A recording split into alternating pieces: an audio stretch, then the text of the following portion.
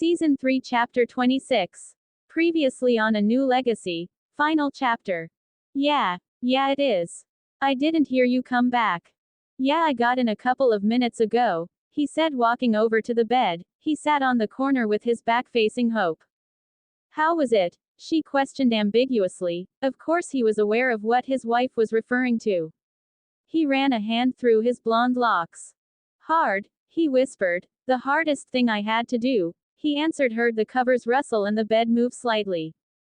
I see. I know. He scoffed somewhat angrily. If you know, then why haven't you fed? Because I just had to send away my children, Naruto. Give me a break. Our children, Hope. Or have you forgotten that I was the one who took them away? His tone softened when he spoke, standing up to leave his wife to her own devices. Just please feed and clean yourself up. We're having a family meeting later to discuss what we'll do moving forward. Jacob and Ash stood before their master with two bundles wrapped securely in their arms. They watched quietly as their master's face lit up with glee. They couldn't help but feel like they've lost all their humanity at what they were doing, at what they've done.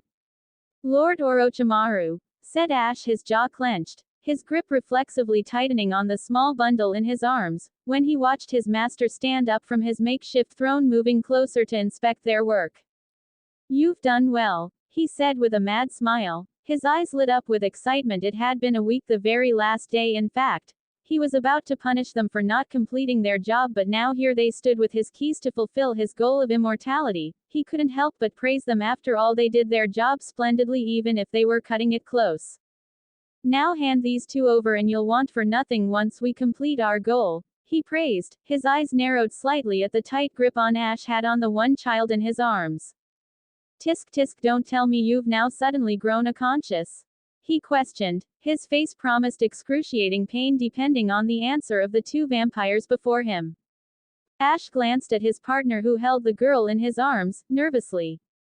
He already sold his soul to the devil. This man before him would destroy him before they were able to take another step. He closed his eyes, begging any god that was listening as he pleaded for forgiveness in his mind. His grip loosened on the bundle in his arms. No. Of course not, my lord. He lied and handed the baby over. He looked at the sleeping figure sadly, blinking away his own tears at his weakness, at his inability to feel human. We've done what you requested. He paused, now looking up to the man. Are we free to go? Another servant took the boy from Jacob's arms. Orochimaru's smile once again on his face as he waved away the two men. Yes. Yes, you've done your job. I have no need for you anymore. You're free to go. He waved the men away as the men bowed and turned to leave.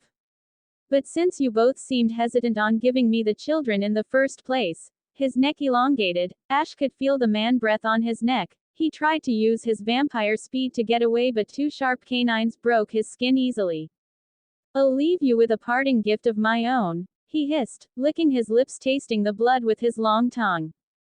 Jacob was held down by two servants as their master approached him with a sadistic smile. Consider it for an bonus on job well done, he cackled, biting into flailing vampire's neck.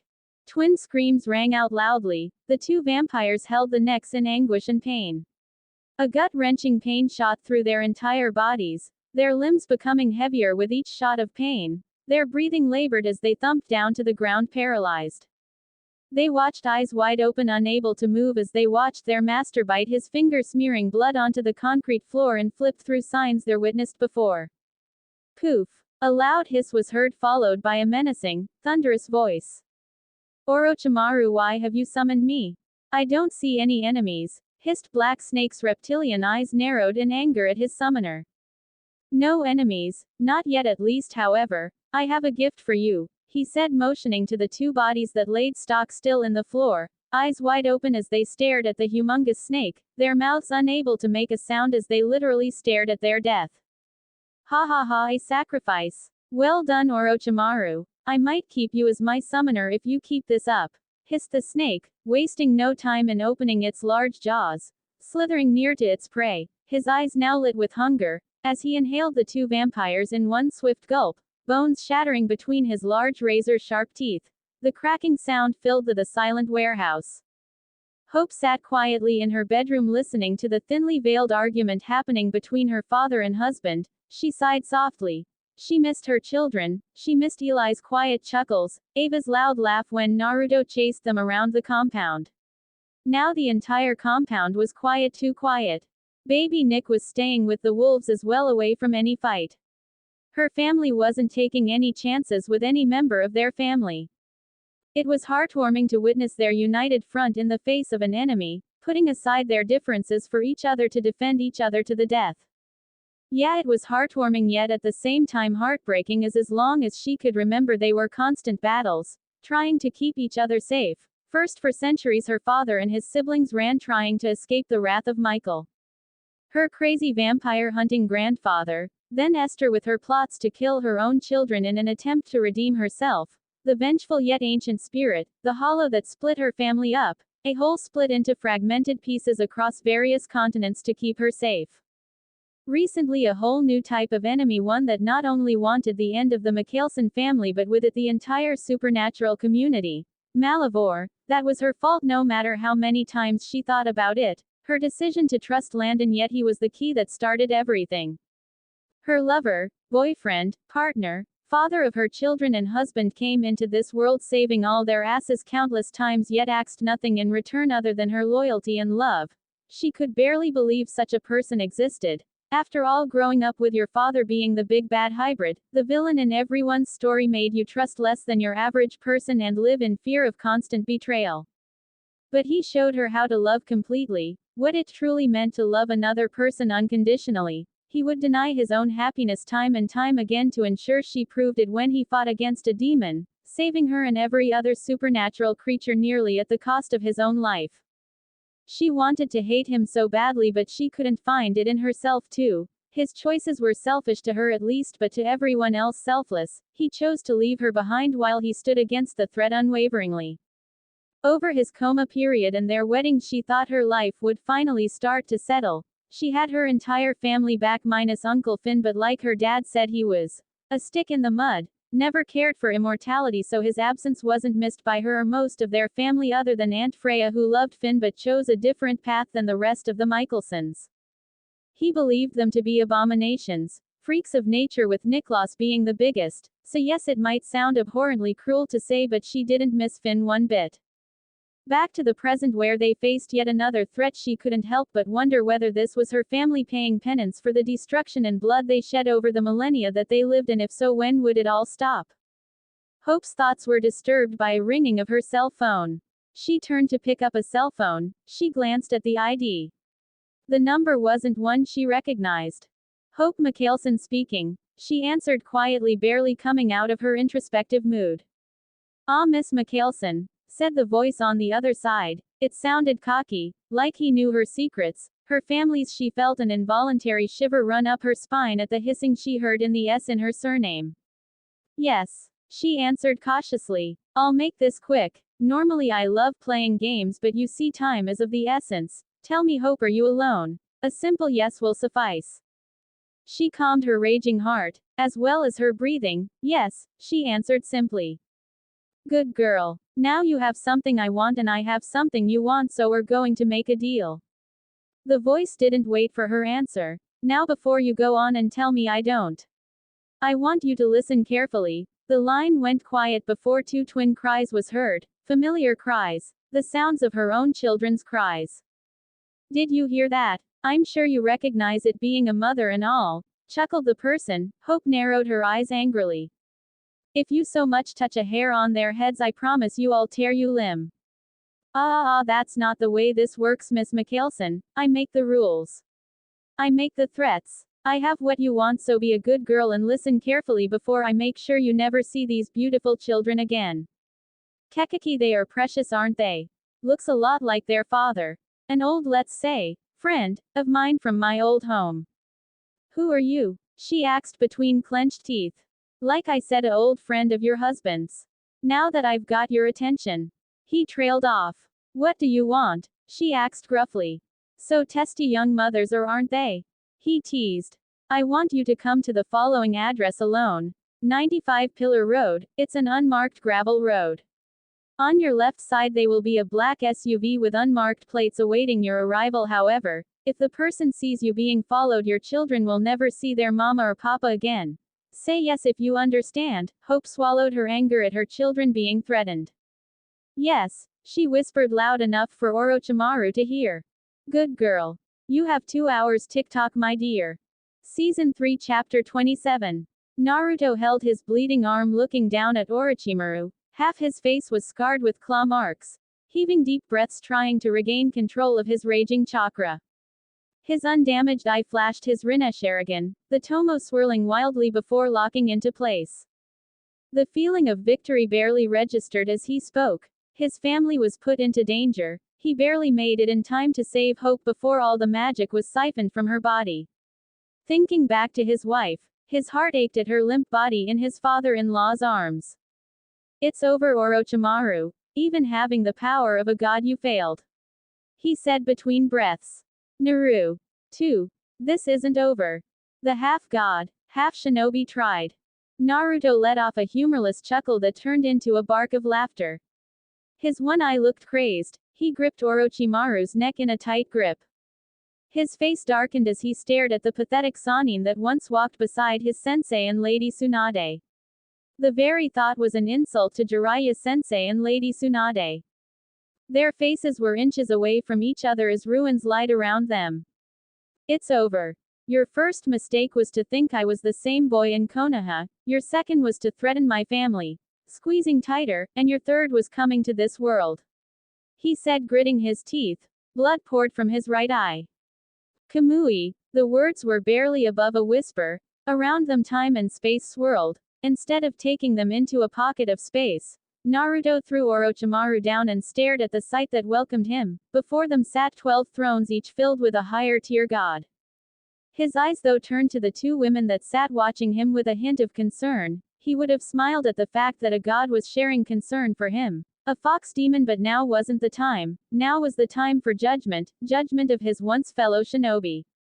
Kami, Yami, he said. His injuries hadn't healed and he had a feeling his right eye might never ever heal. Naruto-kun, said Kami with a faint smile, but was wiped away when her eyes shifted to the abomination beside her champion. Orochimaru. It seems even on another Earth you've only managed to continue damaging the name of Jutsu. Your crimes has only increased. Since the war, a war that a young blonde ended by giving his life, sealing away Madara Uchiha and the devastation the 10 Tails would have wrought on the elemental nations. Each god gave the creature a look of disdain. What do you have to say for yourself? She asked, raised her perfectly manicured eyebrow. Orochimaru, who had been bleeding out of the white floors of Kami's court, stared slightly bewildered. He didn't have any chakra, and even if he did, he wouldn't be able to take on 12 gods and Naruto, even though the blonde seemed as worn as he was. His eyes turned downcast, clenching his fists in frustration and anger. The attention was soon shifted away from him and back to Naruto. It seems even gaining quasi-immortality wasn't enough for Orochimaru. Naruto, since not every god wasn't aware of what happened, do you mind enlightening us as to what has happened? Naruto, who barely was able to remain upright, stared in the god's directions. His eyes trailed over Tsukinoyomi a bit before he gave a brief nod. It all started with a phone call. Flashback to 10 hours ago. Naruto leaned against the bedroom door, staring at his wife. He heard the entire conversation, the threat, and even though he knew this was the plan, he could barely restrain his anger. It looks like my father and your plan worked, said Hope, gripping her phone tightly. He knew the woman shared his anger. The plan was vile. Even if it wasn't his children that were currently in Orochimaru's stronghold. He left his post, stepping closer to the tribrid. His face revealed nothing, but his clenched fists revealed everything his face wouldn't. Hope, he said quietly. Reaching out, he gently caressed her cheek. Our children are safe. Safe with Alaric and their aunts at Salvatore. He said slowly, trying to sound reassuring and convincing, but to be honest, he was trying to convince himself too. Why does it sound like you're trying to convince yourself of that too, in this plan of yours and my father's? I don't know if it'll work, she asked, slightly raising her brow. A dry chuckle left the Kyuubi, because having them away from my sight is hurting more than I thought it would. He put his forehead to his wife's with a resigned sigh, but as much as you might think this plan is going overboard, Hope. It's the only way to convince Orochimaru that he has all the cards in his hands, he trailed off. His voice dropped down to a whisper. You have no idea what kind of a man Orochimaru is. He was cast out of our village for his experiments he did on children. Cursed marks he created to inhabit a vessel's body to chase after his goal of immortality. The point is he'll do anything to achieve his goal, he said with a resigned sigh. He doesn't know that our children are more than what they appear, but it also means that he doesn't know their chakra signature, which means everything is going as planned for now, he said, moving away from the woman. He dropped a loving kiss to her forehead. Trust me. Even though you might be going alone to meet him, you won't be. One small rub on that ring on your finger and I'll be there in a flash, my love. Hope stood still, biting her bottom lip, staring at her husband. She could easily see the worry in his creased eyebrows, his tense shoulders, no matter how he tried to remain expressionless. His words rung in her ears. Their enemy, this time, was Sly and the very scum her husband hated. Okay. She breathed out. Okay. I'm ready, she said, trying to muster every bit of confidence she could. Naruto gave her another look and nodded his head. He could feel Hope's anxiousness, fear, but he remained silent. It wouldn't any good to bring it up. So once you're in the place, rub your ring and I'll appear, with your father. Hope, this is important. When I start going at Orochimaru, I want you to leave with your father, okay? He said firmly. He knew while Hope would be reluctant, he didn't know how strong Orochimaru had gotten since the last time they fought. Holding up his hand up to stop any protests from the girl. The clones I'm using will disappear when I get there, and you need to get to Mystic Falls, to protect our children, Hope. They're our first priority, always. This has been part of the plan all along, hasn't it? She asked with a frustrated sigh, barely looking in the blonde's direction. Naruto didn't respond verbally, and he didn't need to. The look on his face told Hope everything she needed to know, that once again her husband would be fighting an enemy by himself while she waited in the wings. She turned away from the Kyuubi, walking past him. I'm sorry, Naru. But this time I won't just be waiting in the wings.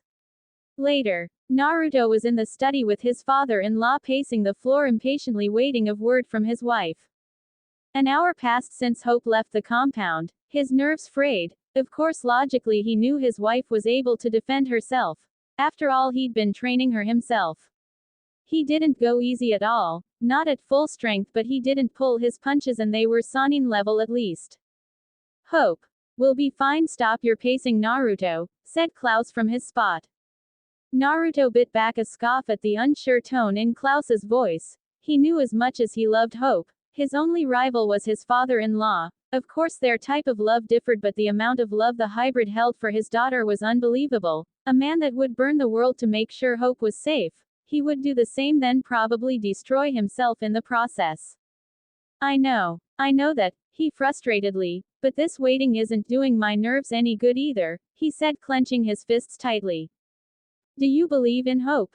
Asked the hybrid, piercing the blonde with his own gaze. With everything that I am, replied the blonde, not even hesitating.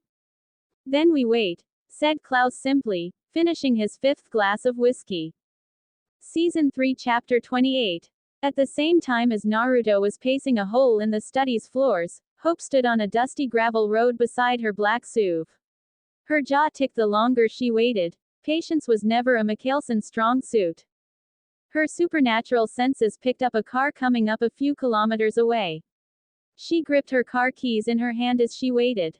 After a while, a black car pulled up. Tinted windows, no plates, looking like every cliché villain vehicle. The passenger's side window rolled down. Are you alone? Asked the gruff voice, a voice Hope didn't know nor recognized. She gave a nod of affirmation, biting back sarcastic eye roll at the question. Good. Get in. Lord Orochimaru is quite excited for your arrival, said the voice, then the window went up again. This time the tribrid didn't even attempt to hold back a scoff at the words. Of course he'd be excited. And yet they think my father is the greatest villain, she huffed, entering the unmarked car. A black bag was thrust over her head the money she entered. She forced herself to remain calm. Her heartbeat stayed even as she played her husband's words in her head. Allow him to be, he has the upper hand. Hope. Force mistakes. The words played back like a broken record, sometimes joined by the grinning faces of her children, her beautiful twins that represented nothing but light in her world, shining brighter than any star possibly could. They're safe. They're safe, she thought. The car came to a halt. She memorized the amount of turns they took, the sounds around them and the voices. The different voices she heard. Being pushed through a building or wherever they were, she could hear the cries of two babies that sound eerily like her own. Her heart ached at the sound, at how realistic this all felt.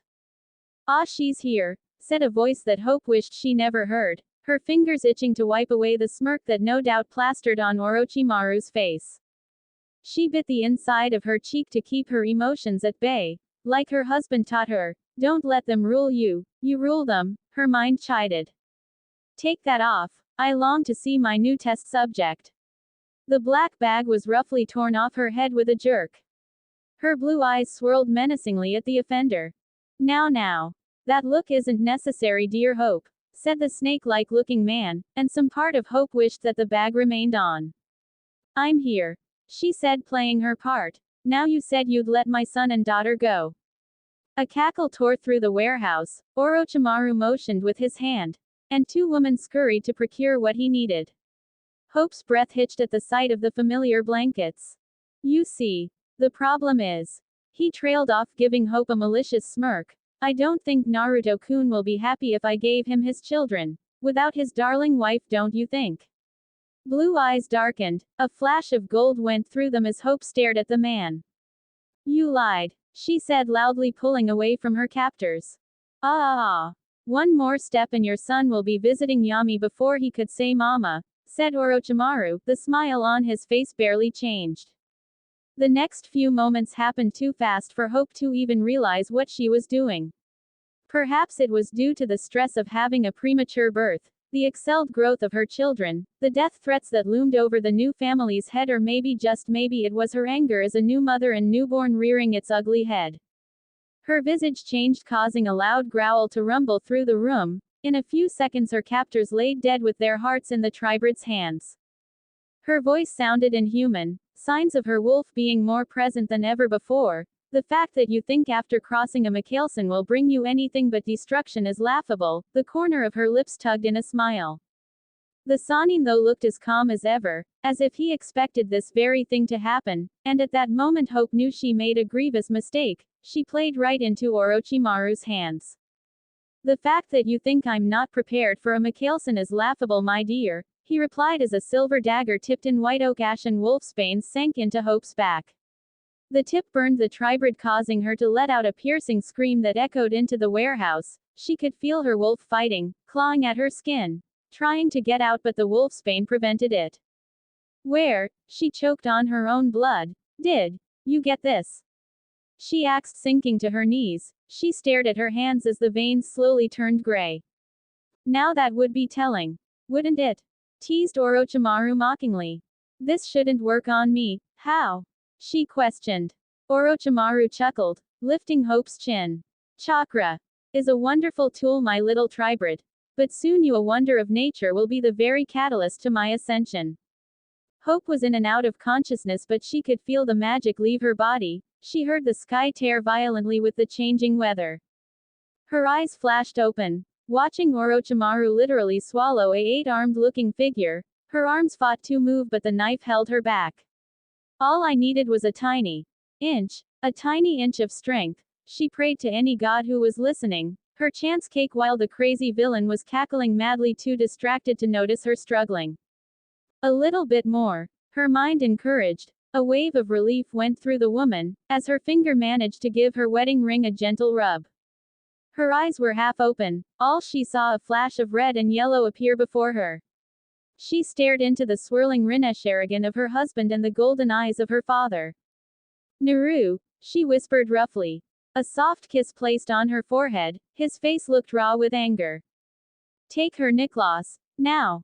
I'm sorry, she tried. In a flash the only voice she could hear was the reassuring one coming from her father.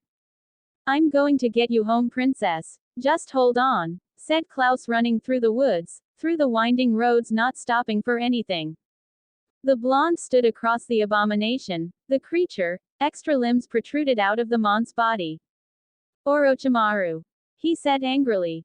His eyes flashed, changing, barely holding a stable color, the veins in his neck more prominent as he stared at the abomination. Ha ha ha ha ha ha ha, Naruto-kun, you're too late. Your little wife will be gone soon. Then you'll be all alone like that scared little boy the villagers pushed around. Naruto gritted his teeth, jaw clenched, fighting back a response to the creature. You say that, he said, simply going straight in Kyuubi mode. He could feel the violent waves of chakra roll off Orochimaru's body. 9 orange-yellow tails waved wildly behind the blonde. His pupil slit, nails elongating as did his fangs slightly hanging over his bottom lip. But Hope won't be killed so easily. You think you have the upper hand? He acts, the large extra arm smashed on the vampires that held the two babies in their arms. But my children was never here to begin with, he said, growling and launching his large yellow fist at his enemy. As soon as the punch landed, it caused a large hole in the wall of the warehouse. Punches, kicks were launched at each other, each leaving injuries in its wake. Naruto blasted Orochimaru with 2 Odama Rasengans. The color took a yin-yang color, forcing the balls of pure chakra into Orochimaru's stomach. The snake-like half-god used Naruto's closeness against him. The sound of flesh tearing sounded between the two. Spurts of blood left the blonde's right eye. A scream of agony tore through the ruined warehouse. Aha! There was no passion or anger, or really any emotion at all, as Naruto stared down at the man, his right eye involuntarily closing as blood continuously poured from the wound. Naruto's hands reached down and grabbed Orochimaru by the collar. It felt like the blonde was outside, watched himself thrust his right arm into Orochimaru's torso, the Yuki pumping through his arms directly into Orochimaru's chakra system. His left eye swirled violently, locking into the place. The chakra that left Naruto's system was poison to anyone beside himself and a Jinchuriki. This much he knew. He beat Orochimaru down into the ground, the dirt, and the wooden trusses. Naruto could literally the Yuki destroy Orochimaru's chakra system. It poured out of creature, reaching up and stuffing itself into Naruto's nose. Claws are dragged against the blonde's right arm, barely recognizing the pain. He felt dead, barely recognizing the demon that was destroying every piece of Orochimaru. The rush he felt each time his staff impaled the open flesh before him, he practically feel himself salivate to the smell of blood. His mind was fuzzy with bloodlust before pictures played before his mind. Smiles, sounds of laughter, children laughing, piercing loving blue eyes staring into his own, bringing him back to his senses. Throwing the abomination to the ground, his visage changed, looking more human rather than the beast he turned into throughout their fight. His reserves were nearly empty, his injuries pouring out blood, not even healing. It's over, Orochimaru. Even having the power of a god, you failed. Present time. Naruto stood before the gods as he told them the tale. From as much as he could remember, the feeling he felt himself fall into was foreign to him. While he enjoyed a good fight, he never craved spilling so much blood before. The beaten body, holes that littered his opposition body told him so. While he was efficient and quick no matter who his opponent, he fought to remain as merciful as he could be. But somewhere across the line he lost all reason. Through jutsu after jutsu, allowing his own bloodlust to rule him. No emotions ran through him other than the unexplained joy he felt as Orochimaru's blood splattered across his face. The very staff he received from Hagoromo, the god of shinobi, brandished with the blood of Orochimaru. I see, said Kami, bringing the reflective Naruto out of his thoughts. Your punishment has been set. You will forever dwell in the Shinigami's gut as an empty soul, fragmented, never meant to be whole again, Orochimaru, she said with a wave of a hand as the snake-like half-god disappeared into thin air while his screams of protests rung in the air. All eyes turned to Naruto. Is there anything we can give you in thanks for once again ridding the world of a menacing evil? Asked Kami with a small smile. Naruto's conflicted features blanked at the offer. Her gave a shake to his head, holding his right eye with a sigh. I don't suppose you can fix right eye, eh? He asked jokingly. Cammy's face tightened. I can heal it. Allowing you to see. However, the use of a dojutsu will forever be damaged unfortunately. As well as the scars, those will remain. Naruto shrugged slightly. That's fine. That's all I need, he said with a nod. In seconds he felt a slight tingling in his eye and right arm. He stared down the claw scars across his chest, digging into his arms healed, but the reminder was forever there. He gave Cammy a wave. Well, it's time for me to get back to my wife and family. Yane, he said using the kamui as in left eye and appeared before the compound. Standing before the doors, he slightly hesitated before the doors swung wildly open. You look like you've been through the ringer, mate, said Cole watching the blonde. Hope, said Naruto ignoring the greeting, staring into Cole's eyes, his hair covering his right eye. Inside, the dagger caused some issues, but after it was removed all our darling needed was copious amounts of blood and some rest. A relieved sigh went through the blonde's body, causing his exhausted body to slump forward, making Cole catch him. You sure you all right, mate? Won't be slipping into another coma? He asked worriedly. A weak chuckle left Naruto's mouth. Who knows, man? I'm seriously worn out. Later, fingers tracing his skin awoke the sleepy blonde, his eyes focused on the pursed lips of his wife. Hey, he said, giving her a small smile. Hope didn't say anything, instead she pushed away the hair covering his right eye, her lip trembling as she caressed the scar tissue. How bad? She asked softly. Naruto tried giving a smile, but it came off more as a grimace. I can see, but I won't ever be able to use my right eye for a dojutsu again, he whispered.